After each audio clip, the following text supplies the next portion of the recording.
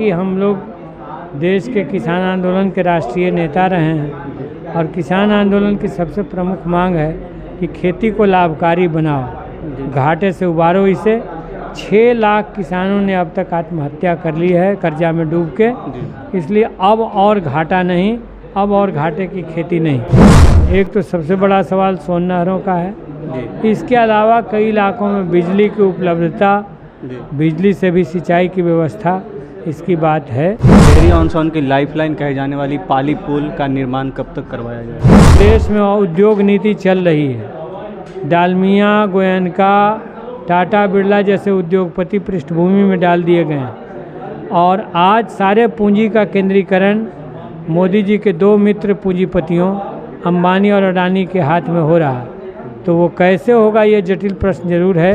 जनता का जिन जिन सवालों पे मांग होगा एक एक करके पार्लियामेंट में उन पर पहल लिया जाएगा। नमस्कार, आप देख रहे हैं अंबिका उजाला, मैं हूं आपके साथ अनुभव रंजन। आपको बता दें काराकाट हॉट सीट माना जा रहा था, वहां से पवन सिंह और उपेंद्र कुशवाहा जैसे गद्दावर नेता थे, उसी बीच में से राजा राम सिंह जी चुनाव जीत गए हैं। सबसे पहले तो राजा राम जी आपको बहुत बहुत बधाई हो। शुभकामना, नमस्कार काराकाट की समस्त जनता को जिन्होंने भाकपा माले को मुझे चुना। काराकाट से आप चुनाव जीत गए, काराकाट में आप किनको देख रहे थे, पवन सिंह या उपेंद्र कुशवाहा? हम काराकाट में संविधान के मूलभूत सिद्धांतों की रक्षा, लोकतंत्र की हिफाजत, देश की किसानों की खेती की सुरक्षा, देश में नौजवानों को सम्मानजनक रोजगार को देख रहे थे और इस सवाल पर वहाँ के लोगों ने वोट किया है।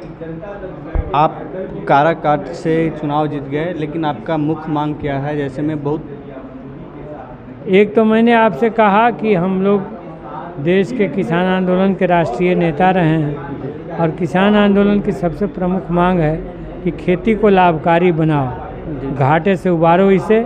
6 लाख किसानों ने अब तक आत्महत्या कर ली है कर्जा में डूब के, इसलिए अब और घाटा नहीं, अब और घाटे की खेती नहीं। स्वामीनाथन कमीशन की रिपोर्ट के मुताबिक C2 + 50% फसलों का दाम दो और खरीद की कानूनी गारंटी करो। आप किसान की बात कर रहे हैं, लेकिन आपके जिस लोकसभा क्षेत्र से आप चुनाव जीत कर आते हैं वहाँ का 3 विधानसभा है जो सुखाड़ घोषित हर साल हो जाता है, तो पानी की मुख्य समस्या है वहाँ पे, इसके लिए आप क्या करेंगे? मैंने कहा आपको कि एक तो सबसे बड़ा सवाल सोन नहरों का है, इसके अलावा कई इलाकों में बिजली की उपलब्धता, बिजली से भी सिंचाई की व्यवस्था, इसकी बात है। सरकारी नलकूप बंद पड़े हैं, उनको फिर से चालू किया जाए, ये सब मांगे भी हैं। डेहरी ऑन सोन की लाइफलाइन कहे जाने वाली पाली पुल का निर्माण कब तक करवाया जाएगा? इसको हम समझते हैं कि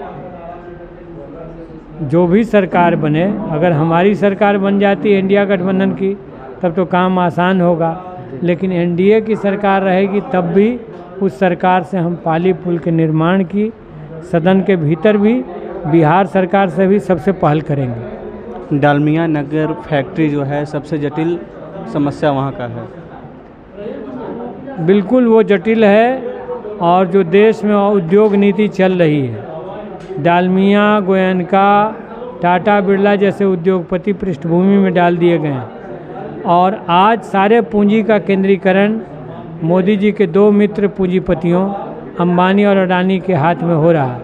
तो वो कैसे होगा, ये जटिल प्रश्न जरूर है, लेकिन इस पर हमारी पहल होगी और इस पर हम हस्तक्षेप करेंगे।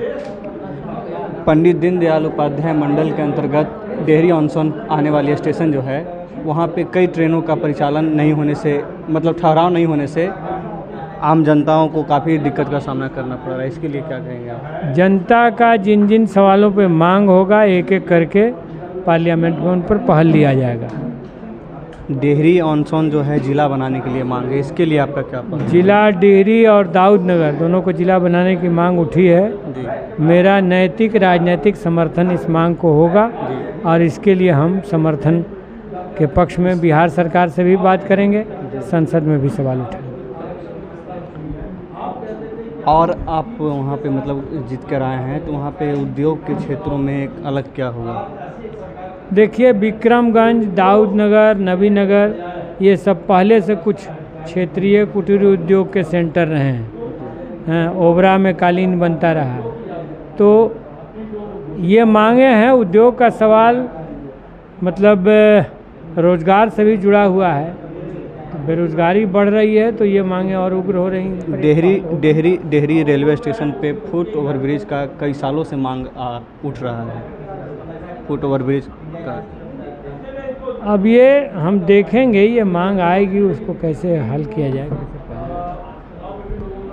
तो हमारे साथ राजा राम जी थे, क्षेत्रीय मुद्दों पर कई सारी बातों का अपने विभागीय तरीके से बात रखा है। फिलहाल आपका और भी कोई सवाल हो तो कमेंट बॉक्स में ज़रूर करें, फिर हम राजा राम सिंह जी से बात करेंगे। तब तक के लिए धन्यवाद। क्या आप भी अपने परिवार के साथ डिनर या लंच करने जाना चाहते हैं, पर आपको कोई अच्छा रेस्टोरेंट नहीं मिल रहा है?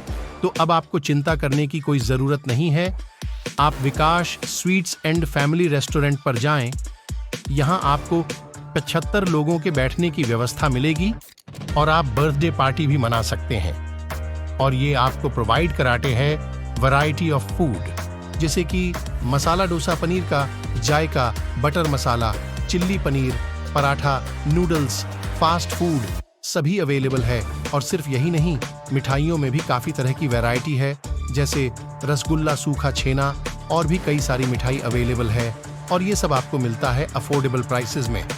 तो आज ही जाएं विकास स्वीट्स एंड फैमिली रेस्टोरेंट। नीचे दिए गए नंबर पर संपर्क करें।